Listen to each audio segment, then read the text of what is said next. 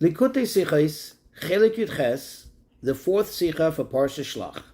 This sicha is an explanation on the remarks and insights of the Rebbe's Holy Father on a passage in the Zohar, in the Holy Zohar that is, on a verse in our Parsha. So let me just explain and give a short introduction to better understand what this is about. So first of all, in the Zohar, it follows the order of the Parshios of the week. And typically would have a verse, and on the verse there would be comments, insights, sometimes discussion which on the surface may not even seem to have a direct connection to that particular verse, but obviously they do, otherwise it wouldn't be addressing that verse. But in any case, we have a special privilege that over the many, many, many years, if I'm not mistaken, beginning in 1964 that is, Tafshin Chafei, the Rebbe began to explain, give insight on his father's work on the Zohar. Let me explain. When his father, the holy Rabbi Levi Yitzchak Schneerson, was exiled by the communists, he didn't have much books with him, much holy books. And one of the only books he had with him was a Zohar. And on the margins of the pages, he wrote his comments from memory and remarks and insights. That was later smuggled out of Russia by the Rebbe's saintly mother, Rebbe Tzimchana, and due to her selflessness, we merited that this was able to later be put into print. And over many, many years, the Rebbe gave us insight and in-depth analysis of his father's teachings. So this sicha is one of those sichot of the Rebbe. Now, just to get a better perspective of what we're talking about here, this week's parsha speaks about the sin of the miraglim, of the spies. They were sent to Israel to scout the land. They came back and gave a very terrible report. And of course, that angered Hashem because all the Jews began crying and bemoaning the fact that they have to leave the desert and go into the holy land of Israel. And Moshe did his best to beseech Hashem, to plead for mercy for his people. And this is one of the verses that we in Moshe's tefillah, Moshe's prayer to Hashem, which is going to be the focus of this sicha. So I think I just want to go over quickly. We know that there are the attributes. We know that there are the intellectual attributes, and then there are the emotional attributes, which also are literally the emotions of a person, the way we function. The emotions are in the heart. The general attributes, although there are some total of 10, that's 3 intellectual and 7 emotional, but the main emotional ones are chesed, gevura, tiferes. Chesed literally is kindness. Gevura perhaps is severity / restraint. And tiferes typically is translated as beauty. It's a combination, a healthy balance, so to speak, of chesed and gevura together. Also, another thing which is worthwhile going over, we know that Hashem has various names. Typically, it's either Yud, K, Vav, K, which represents the ultimate level of mercy. As we see in the 13 attributes of mercy, it begins with the name Hashem, Hashem. Then we have, for example, the name Elokim, which represents the attribute of judgment, of severity perhaps. And then there is for the common one which we typically use, I'm not going to pronounce it, but Adnai, Aleph, Daled, Nun, Yud, which means that, as the sages explain, this means that Hashem is, quote, Adon, a Lord, a master of all his creation. So let's go into the sicha. When Moshe was pleading with Hashem to forgive the Bnei Yisrael, the children of Israel, for the terrible sin of them not having trusted him because of the report of the Meraglim, of the spies. So in chapter 14, verse 17, he says, V'ato yigdal no koyach Hashem, Adnai. And now may the name, the power, the forbearance, the strength of the name Adnai, the name Lord, become great, become strengthened. On this, the Zohar comments, and he says as follows.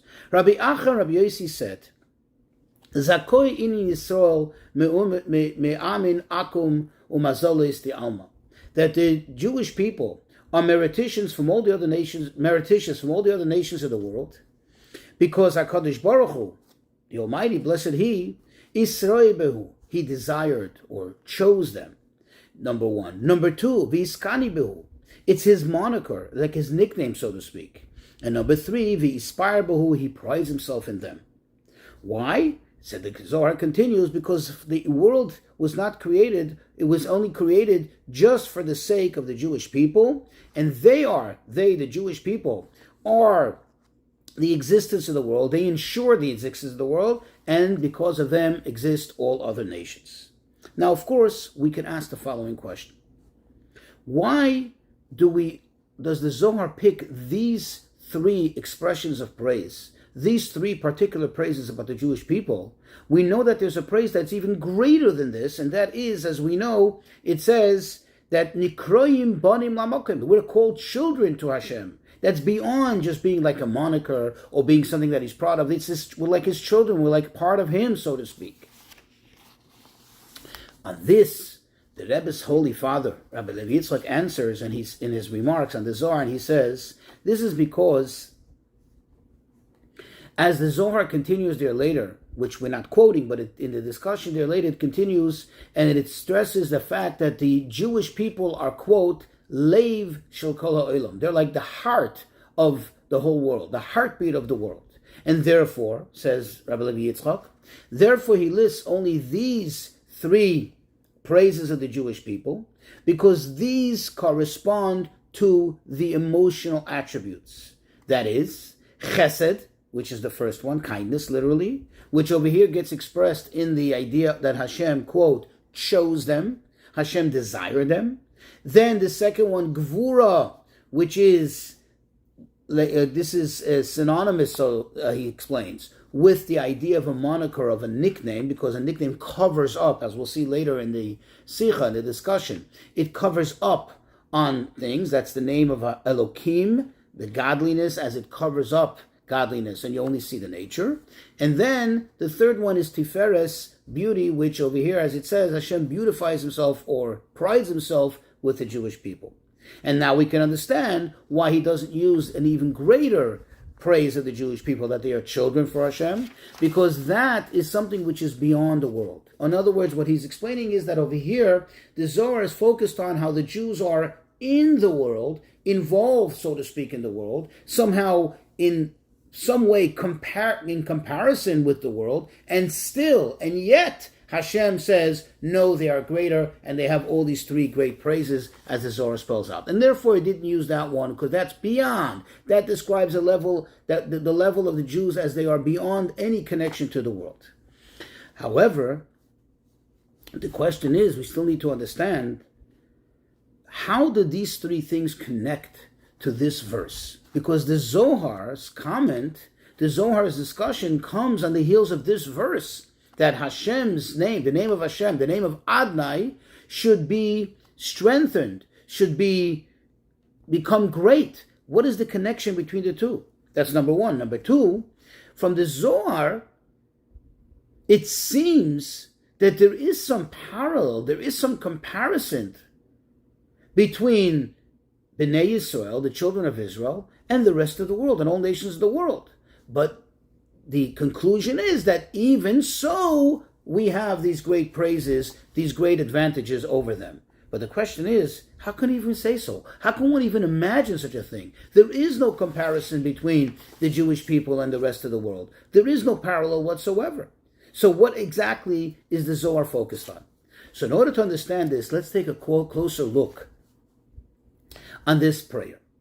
In other words, let's analyze what Moshe was saying here.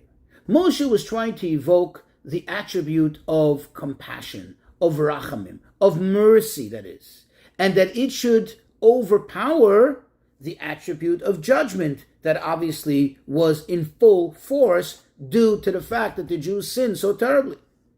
But if that's the case, he should have evoked which name? He should have said, Yigdal no koyach havaya, yudke vavke, because that's the name or the attribute of mercy. Why then does he use the name Adonai, which seems to be a lower status, so to speak, a lower expression of God's emanation in the world, and that only represents how God is, quote, the Lord, the ruler of the entire creation. That's number one. Number two, why does he say this prayer, this particular prayer of Ata Yigdal Al Koyach Hashem, only in connection with this particular sin? There were other grave sins that the Jews did, and over there he didn't evoke this. He had other means of prayer. For example, the sin of the golden calf. He didn't use this expression. So to understand this, says the Rebbe, we'll take a closer look and get a better appreciation as to what exactly was the mistake of these spies. It's obvious, understandably, that the spies, who were very righteous people, very saintly people, and certainly by virtue of the fact that they were handpicked by Moshe, and therefore by Hashem himself, they understood godliness, they understood the role of godliness in the world, so they knew, and it was clear to them that Hashem could perform miracles. It wasn't like, God forbid, they doubted in any way that Hashem has the power to do whatever he wants. So what then was their mistake? Their mistake was that they made a mistake in this particular name of Hashem. That means in the name of Hashem, in the emanation of Hashem, of Yudke Vavke, they were clear that Hashem could perform miracles, as he did by the splitting of the sea and so on. However, when it came to this name, Adnai, which represents the idea that Hashem is, quote, Adoin l'chol briyasecha, where Hashem is, quote, a master, a ruler, a lord on all his creations, this is where they erred, this is where they made a mistake. They felt that when the Jews are, quote, in the desert, when the Jews remain in a place which is beyond, they're separate from the normal order of things, from the normal order of nature, then they are connected to the aspect of miracles and to the name of Hashem, which is represented in Yudke Vavke, which is the name of miracles.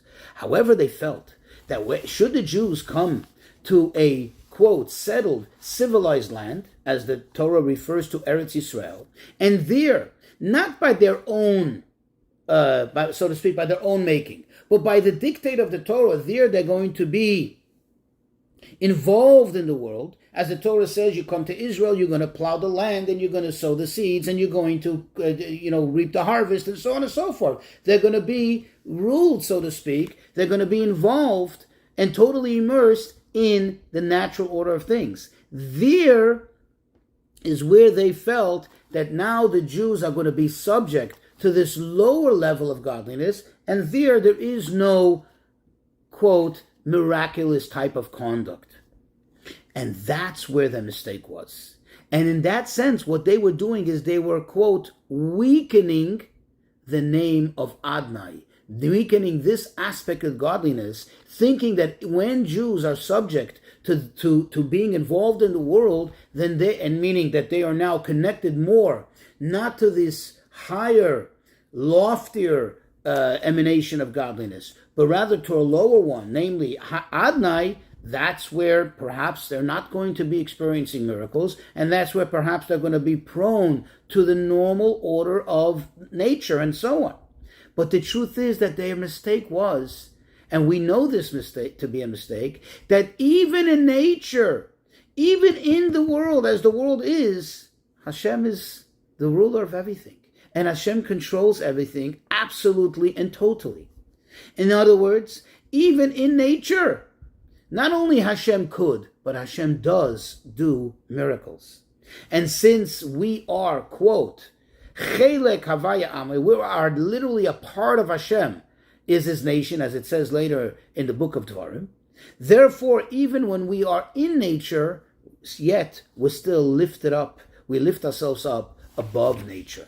And this was the reason why Moshe prayed. Since they, so to speak, weakened, since they compromised the idea, the understanding, the appreciation of the name of Hashem, of Adnai, therefore Moshe prayed, Yigdal no koyach Adnai, that this name should be strengthened, this name should be extolled, it should be brought back to its status. In order to strengthen it, that it should be a realization and a clarity that even when we're in the world, where the name Adonai applies more than the name Yud-Kei Vav-Kei, even there, still Hashem is, quote, the master, the ruler of all his creations, and even there, Hashem performs miracles even, in other words, there's a supernatural conduct even within conduct.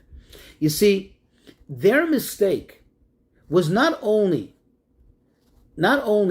in how the world conducts itself, but they also made a mistake thinking that the Jewish people, when the Jewish people are subject to nature, the Jewish people, so to speak, take a step down. That we, Bnei Yisrael, become somewhat less, and that's what they were concerned about. That we become less by being involved in nature, we become, so to speak, not any longer supernatural as we are in our origin or in our true status. In other words, their mistake was, in plain simple words, they understood, or they made a mistake of understanding, that a Jew, when he is above nature, in other words, when he's connected to supernatural things, for example, when a Jew is studying Torah, when a Jew is praying, when a Jew is involved in supernatural things, godly things, that's when he is, so to speak, connected to the Yud-Kei Vav-Kei. He's, so to speak, connected to Hashem in a supernatural manner. But when the Jew is now involved in worldly things, when the Jew now is occupied with worldly endeavors, they felt like the Jew now becomes descendant. He goes lower, and now he is not able to, so to speak, experience that supernaturality. And that's what the Zohar says. That's what the Zohar says. When you elevate, when you strengthen, when you extol the name Adonai, which is connected to the nature, that's when it comes out, quote, Zakoyin Inin Yisrael, that they, the Jewish people, are merititious. That means what the Zohar is saying is, and now we understand the connection to this verse, that even when Jews are involved in the world, even though on the surface it may seem like they're like everybody else, and it seems like they're just equal to the rest of the world, right? They do exactly the same thing. Whether it's being involved in commerce, whether it's involved in agriculture, whatever it may be, they seem to be different. The Zohar says no. Zakoyin in Yisrael. Zakoyin also means pure. They are different. They are merititious. They are pure. They're totally different, even when, that is, that they're involved in the world. And then it continues to spell out these three great attributes, great aspects of the Jewish people. Number one, quote, that Hashem chooses them. Israel. What does that mean? It's true that there's nothing in the world that Hashem created for naught. That means every single thing in the world essentially Hashem chose. It's here for a reason, it's here for a purpose. And yet, the Zohar is pointing out that notwithstanding the fact that everything in this world is a choice of Hashem and He desires it, but still the Jews stand a fray above, or totally beyond, that is, that they are the absolute chosen thing, that Hashem chose them. What is the reasoning in this? If you say that the whole world is chosen by Hashem, every single detail, and how do we say that the Jews, how does the Zohar say the Jews are the chosen ones above everything else? Because if you think about it, what is the purpose? What was the objective of the world? The world was created for the Jewish people. In other words, we are the purpose, we are the objective of the world.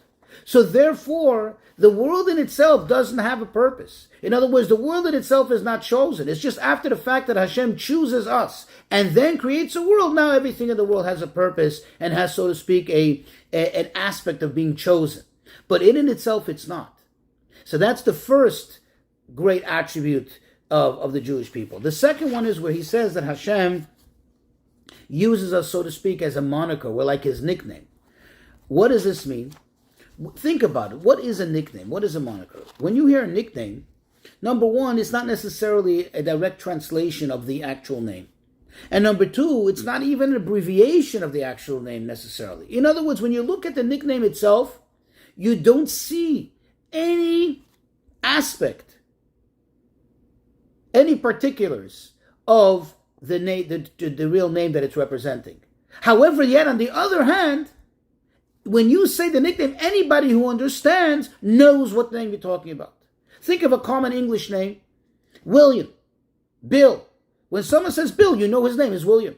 Now, there's no connection between Bill and William. I don't know how it evolved to be that way. But the fact is that when someone calls someone Bill, you know that his name is William. His legal name is that. So when a Jew is involved in a mitzvah, directly, in an obvious manner, connected to Hashem, so then you have, like the verse says, quote, and all nations of the world will see that Hashem's name is written on you, and they will fear you. In other words, it's clear that this Jew represents Hashem.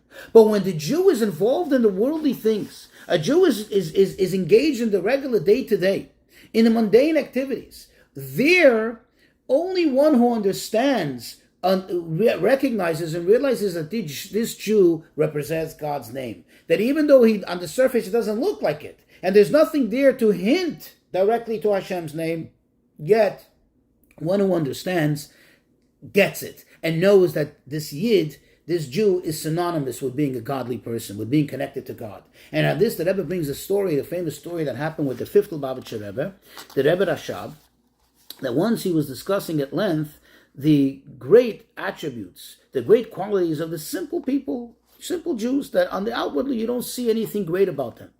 There was a chassid present there who happened to be a great diamond merchant, a great diamond dealer, and he expressed and he says, Rebbe, I don't see it.